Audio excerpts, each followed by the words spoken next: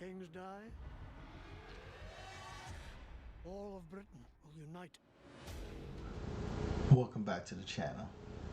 Today we go ahead and actually do a movie review. This one is The Last Kingdom, Seven Kings Must Die. Premiered on Netflix April of 2023. Has a runtime of 1 hour and 51 minutes.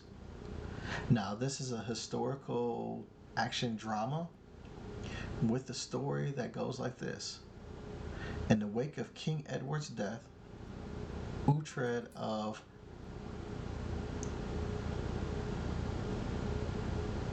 Brandenburg and his comrades adventure across a fractured kingdom in hopes of uniting England at last. Now, this movie is the final chapter of the British TV series The Last Kingdom. It's based on Bernard Cornwell's The Saxon Story series.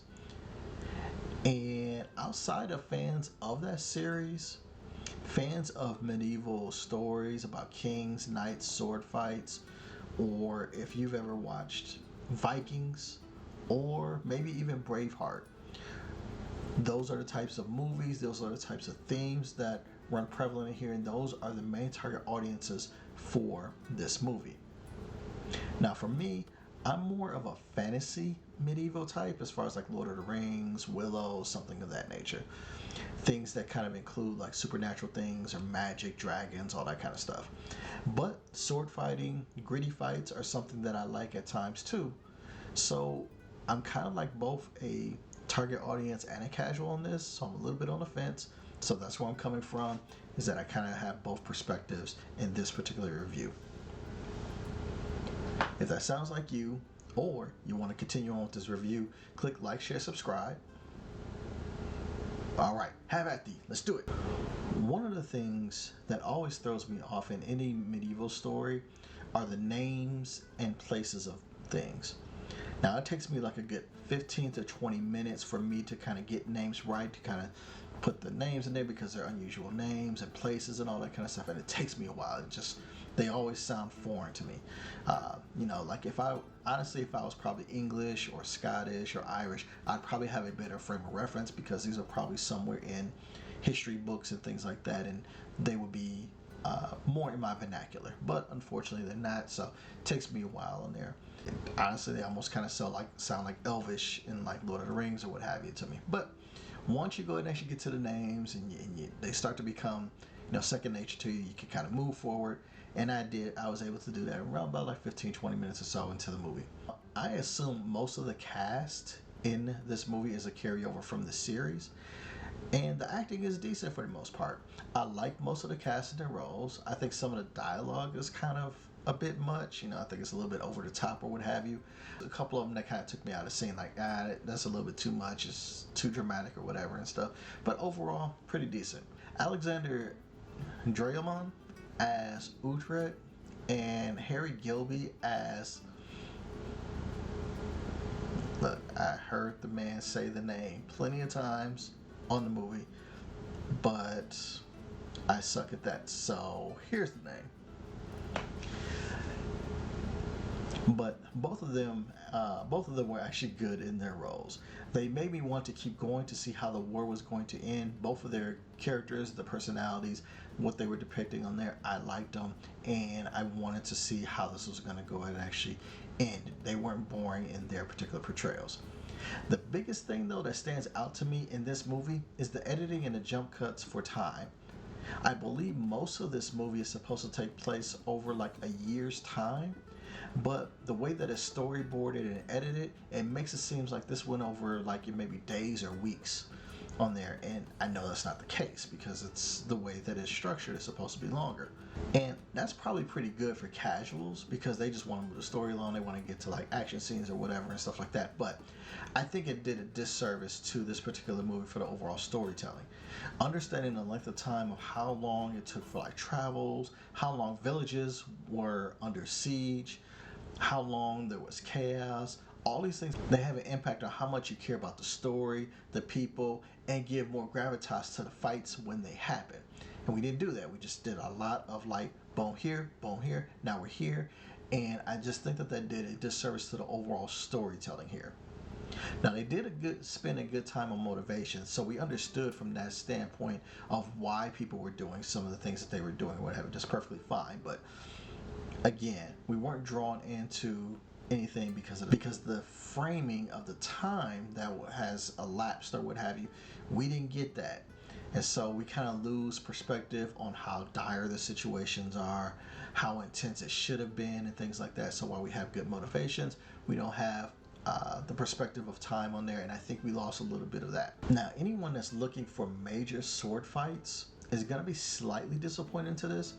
There's one decent sized battle and one epic one, and that's kind of it. There's a couple skirmishes here and there along the way, but nothing that's really worth it, nothing to write home about. And the actual battles themselves are okay, but they're nothing to go, they're not like grandiose or anything like that that you're going to be like, I want to tune in for that epically that fight that's going to come up. You're not going to have that type of situation. I mean, there's resolution in the fights and things like that, but it's nothing that you haven't seen before on film on bigger grandiose scale or skill level or anything like that. It's just not that. Now there are plenty of betrayals, backstabbings, that type of storyboard, the typical medieval thing of people turning their backs on people, betraying people, and all that kind of stuff. That is definitely here. If you're here for that type of story, it's there for you. You have to understand, again, my main fallacy with this movie is that the timing aspect of it. So even when you have all that betrayal and all that kind of stuff on there, because we don't have a good time aspect of time telling aspect of things on there, a lot of those betrayals and backstabbings kind of fall flat, because again, I don't know how long ago it was that this happened, or I don't know how long it's been since this happened, and thusly it kind of takes the edge off of anything that's storyboarded in the overall movie. The set designs were done very well, and the costumes were pretty good as well. I liked the way that the overall look and vibe was. I think that they spent a lot of good time on that. Really, I think that with a runtime of 1 hour and 51 minutes, this movie probably should have been roughly about 20 minutes longer to get it where it needs to be, to make you really care, to make you really drawn in, to make you feel all this. If this is the end film of this entire series, you can take that extra 20 minutes, really flesh out the characters, really give you that time thing, really make you go ahead and actually buy into everything, and make those battle sequences mean something, make those betrayals mean something. That was the component that was missing in this particular movie. Now, what's my verdict? For main target audiences, meaning that you are all about historical dramas, you are about the Last Kingdom in the series and all that kind of good stuff, this is your jam. I'm going to say it's a must watch.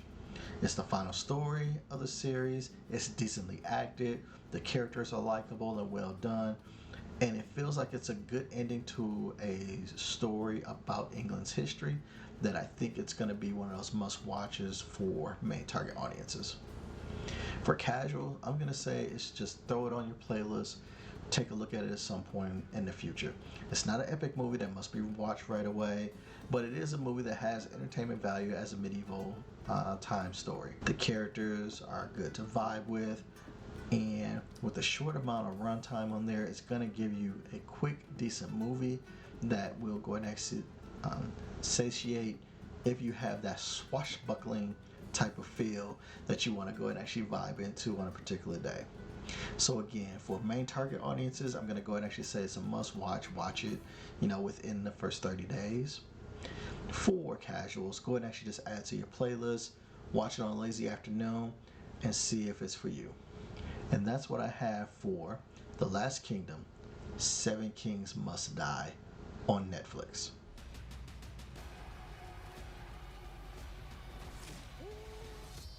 We go back into an age of darkness. Appreciate you. You stayed the entire time. You liked my review, or at the very least, maybe you liked my voice. I don't know. But in any case, do me a favor, click like, share, subscribe. And if you're feeling so lucky, go and actually watch one of these other videos that the algorithm suggests to you from one of my other reviews. But until the next time, I'll holler at you. Take care of yourself.